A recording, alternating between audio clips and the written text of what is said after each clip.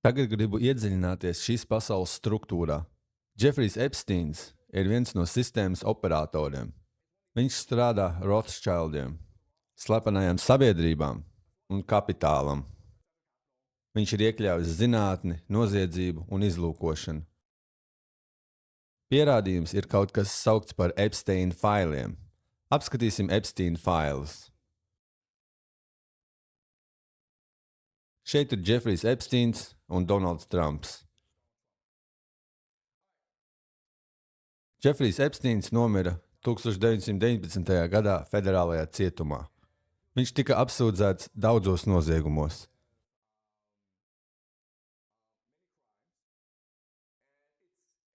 FBI veica izmeklēšanu pret viņu. Nesen ASV Taisnības departaments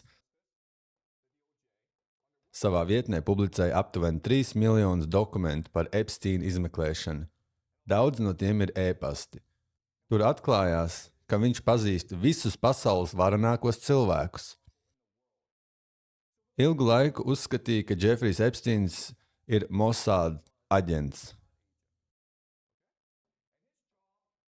Viņa uzdevums bija ievilināt varenus amerikāņus, piemēram, Billu Gatesu, Billu Clintonu, uz savu salu, ko sauca par Epsteina salu. Tur viņš tos filmēja kompromitējošās darbībās un šantažēja. Ilgu laiku tā bija Epsteina loma. Bet, skatoties ēpastus, tu saproti, nē, tas bija viņa hobijs. Viņš lielāko daļu naudas pelnīja ieroču kontrabandas un naudas atmazgāšanas ceļā. Arī Bills Gates nebrauca uz Epsteina salu, lai dotu naudu Epsteinam. Viņš brauca lūgt naudu no Epsteina. Padomā par to. Bills Gates, reiz bagātākais cilvēks pasaulē, lūdza Epsteinam naudu. Apskatīsimies, kas viņš ir. Šis ir Pīters Tīls. Pīters Tīls ir viens no bagātākajiem cilvēkiem Amerikā. Pīters Tīls un Džefrijs Epsteins meklē laiku satikties. Nav tā, ka Epsteins meklē šos puišus. Viņi meklē viņu. Ilons Masks, bagātākais cilvēks pasaulē, mēģina vienoties par tikšanos ar Džefriju Epsteinu. Kāpēc? Jo Džefrijs Epsteins saka, es pārstāvu Rothschilds. Tava nauda ir viltota, tava biržas nauda ir ilūzija.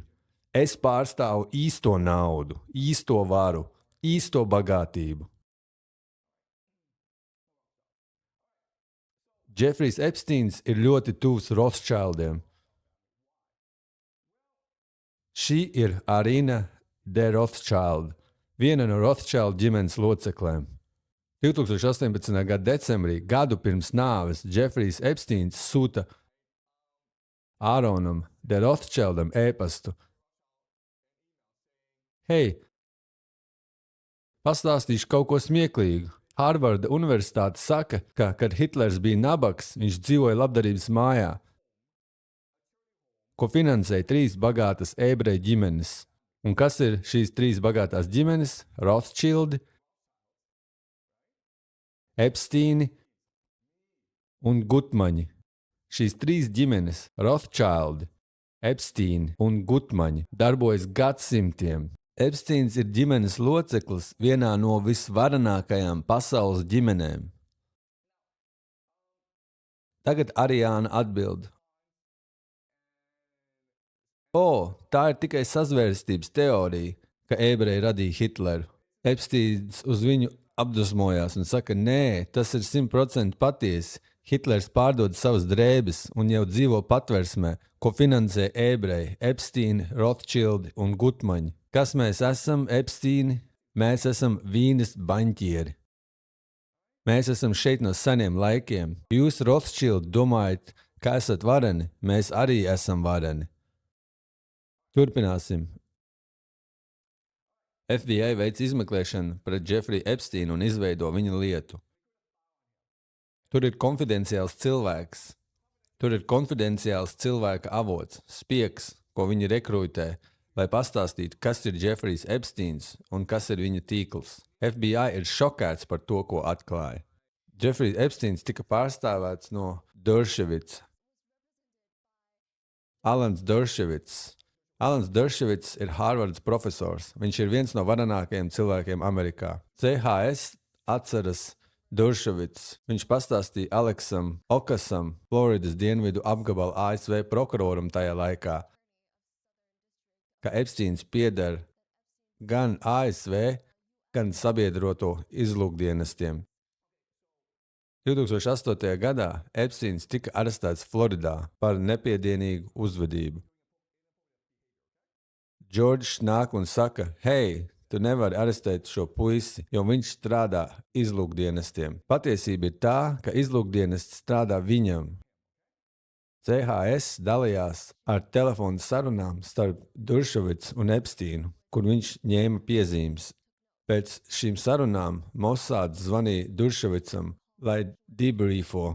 Epsteins bija tuvs Izraēlas bijušajam premjerministram Ehudam Barakam un trenējās kā spiegs zem viņa. Baraks uzskatīja, ka Netanjahu ir noziedznieks. Saudi-Arābija, Izraēla un apvienotie Arābu Emirāti ir sabiedrotie pret Katāru, Turciju, Irānu un Sīriju.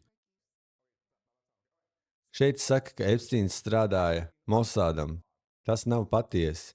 Apskatot Epsteina dzīvi, viņš sāka karjeru Daltonā. Daltona ir viena no prestižākajām skolām Amerikā. Tur visas varenākās, bagātās ģimenes sūta savus bērnus. Viņu nolikst kā skolotāju. Pēc tam viņš devās strādāt pie Bear Stearns. Bear Stearns ir finanšu firma. Tur viņš apguva finanses. Bet tad viņš devās strādāt pie Douga Lita. Kas ir Dougs Lits? Douglas ir ieroču kontrabandists, iesaistīts Irānas kontras skandālā. Viņš ir viens no lielākajiem globālajiem ieroču kontrabandistiem pasaulē. Pēc tam viņš sāka strādāt Barakam, Izraēlas bijušajam premjerministram. Tu domā, labi, viņam nekas īsti nepadodās, tāpēc viņu pārceļ no vienas vietas uz otru, vai ne?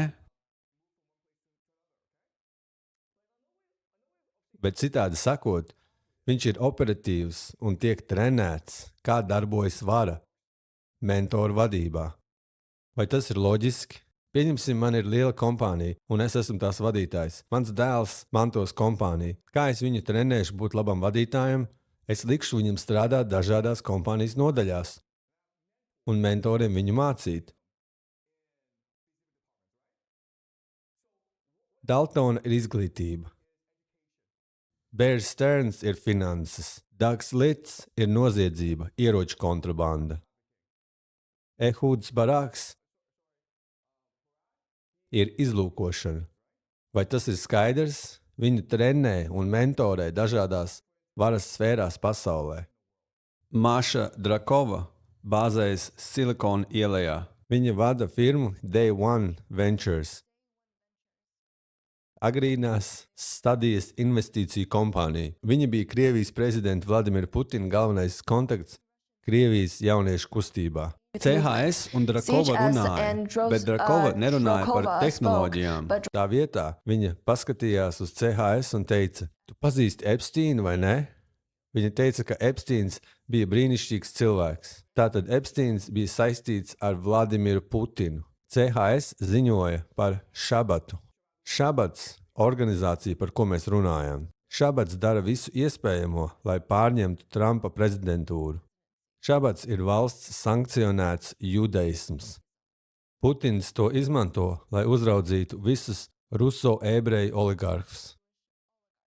Dienā, kad Trumps tika ievēlēts prezidenta amatā, Ivanka Trumpa un Džareds Kušners bija rabīne Šnersona kapavietā. Atcerieties, iepriekšējā nodarbībā es rādīju video, kur Netanjahu tuvojas rabīnam Šnersonam un lūdz svētību, un Šnersons saka jā, un ātri steidzies ar Mesijas atklāšanu. Tas viss ir savstarpēji saistīts. Netanjahu, Šnersons, Trumpa ģimene, Putins, viss saistīts caur Šabatu Luboviču un Jeffriju Epsteinu. Džareds Kušners neatklāja savu akciju daudzumu, jo tas ir saistīts ar Krievijas valdību. CHS uzskatīja, ka tas ir īstais Krievijas kolūzijas stāsts. Kušners ir pārvietojis daudz Krievijas investīciju naudas. FBI vajadzētu izmeklēt Kušnera ģimenes labdarības organizācijas, lai atrastu korupcijas un naudas atmazgāšanas pierādījumus. Šabad Lubovičs bieži izmanto labdarības naudu naudas atmazgāšanai. Tas ir viss, draugi. FBI veica izmeklēšanu, un ko viņi atklāja? Jeffrijs Epsteins un Džerods Kušners abi ir daļa no transnacionālā tīkla, kas spēj pārņemt dažādas valstis, tostarp Krieviju un Ameriku. Viņi visi saistīti ar citu transnacionālo reliģisko organizāciju Šabatu Luboviču, un viņa līderis ir Rabins Šnersons. Tas ir viens liels tīkls. Šis ir slepenais valdības ziņojums. Kad amerikāņi iegāja Afganistānā un princis Andrew, karaļa brālis, lūdza Lielbritānijas valdību izmeklēt investīciju iespējas Afganistānā. Tā ir Lielbritānijas valdība, tāpēc viss, ko viņi izdod, ir jābūt konfidenciālam. Un šis ziņojums pastāsta princim Andrew, kur ir labākās investīciju iespējas Afganistānā. Ko dara princis Andrew? Viņš nosūta to tieši Jeffrijam Epsteinam. Tu domā, ka šie puiši strādā valdībai? Princis Andrew? Nē. Viņi strādā Jeffrijam Epsteinam, kurš strādā Rothschildiem. Tā ir Lībija. 2011. gada februārī jūlijā Amerika sāk bombardēt Lībiju. Gaddafi kritīs, Jeffrijs Epsteins un viņa draugi jau apspriež, kā pelnīt naudu.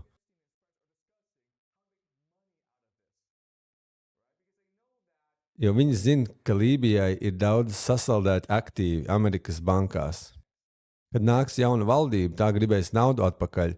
Epsteins ar draugiem domā, ok, palīdzēsim viņiem naudu dabūt atpakaļ un paņemsim procentus. Jau ir 880 miljardi sasaldētos fondos aktīvos starptautiski, no kuriem 32,4 miljardi ASV. Tiek lēsts, ka īstais skaitlis ir 3-4 reizes lielāks. Suverēnajos, zaktajos un nepareizi izmantotajos aktīvos. Ja mēs identificēsim, atgūsim 5% līdz 10% no šīs naudas un saņemsim 10% līdz 25% kompensāciju, runa ir par miljardiem dolāru. Bet īstais āķis ir, ja mēs kļūsim par viņu galvenajiem cilvēkiem, jo viņi plāno tērēt vismaz $100 miljardu nākamgad, lai atjaunotu valsti un iedarbinātu ekonomiku. Arī atcerieties, Lībija ir bagāta valsts, iedzīvotāju skaits par 2 miljoniem mazāks nekā Ņujorka. Tā ir 9. lielākais jēlnaftas un dabasgāzes rezervju apjoms pasaulē, un lasītprasmes līmenis gandrīz 80%. Vai jūs saprotat, kas notiek? Tie ir parazīti. Viņi skatās uz ģeopolitiku un domā, kā izmantot ģeopolitiskos notikumus, lai pelnītu maksimāli sev. Tu domā, labi, Jeffrijs Epsteins ir prom. Tagad par Bitcoin. Tas ir Guardian raksts, kas rāda, ka Jeffrijs Epsteins palīdzēja finansēt Bitcoin izstrādi. Bet ne tikai 2004. gadā Harvardā notika šīs vakariņas. Sersijs Samers, Harvardas prezidents. Stevens Pinkers, viens no Harvardas slavenākajiem zinātniekiem. Un šis puisis ir Jeffrijs Epsteins. Kas maksā par vakariņām? Droši vien Jeffrijs Epsteins. Ko tas nozīmē? Es jums atkārtoju, akadēmija nav par patiesības meklēšanu, pētījumiem. Nē. Tā ir par status quo, aizsardzību un pamatošanu. Tā ir tīkls, kur vareni cilvēki tiekas un strādā kopā. Epsteina faili atklāja, cik korumpēta ir akadēmija un zinātne. Tas viss ir daļa no milzīga transnacionāla tīkla, lielās alianses starp zinātni, noziedzību un izlūkošanu, lai izsūktu maksimāli vērtību no pasaules. Tie ir parazīti. Un kas ir Džereds Kušners? Viņš dara to pašu. Šis ir Džereds Kušners, un Vladimirs Putins. Jo Džareds Kušners Putinam saka, klausies, es varu sarunāt, ok, es spekulēju, bet kā nekustamo īpašumu attīstītājs viņš iespējams saka, pēc miera līguma starp Ukrainu un Krieviju Ukrainai vajadzēs atjaunot.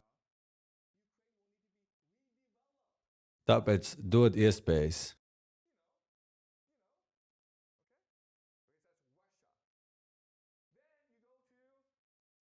Tad Irāna. Šis ir Džereds Kušners, Stīvs Banons un Omānas ārlietu ministrs.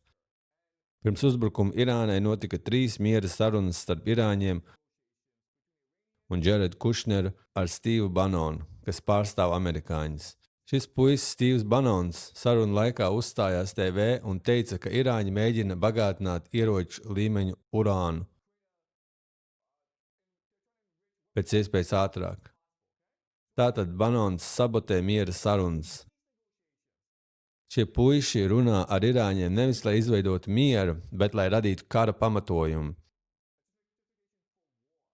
Un arī šis ir Džereds Kušners un Stīvs Banons. Viņi apspriež mieru Gazā. Kāpēc?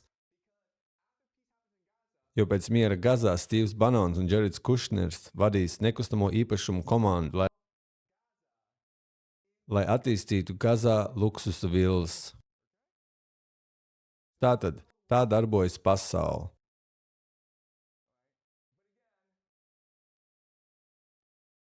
Bet sistēmā ir problēma. Labi, tā darbojas pasaule, bet jautājums ir, ja tā darbojas pasaule un Džefrijs Epsteins, Džereds Kušners un citi ir īstā vara, kas pārstāv eliti, kā mēs to zinām? Kāpēc Epsteina faili ir valdības vietnē? Kāpēc var iet uz taisnības departamentu un apskatīt failus? Jo šai sistēmai ir problēma.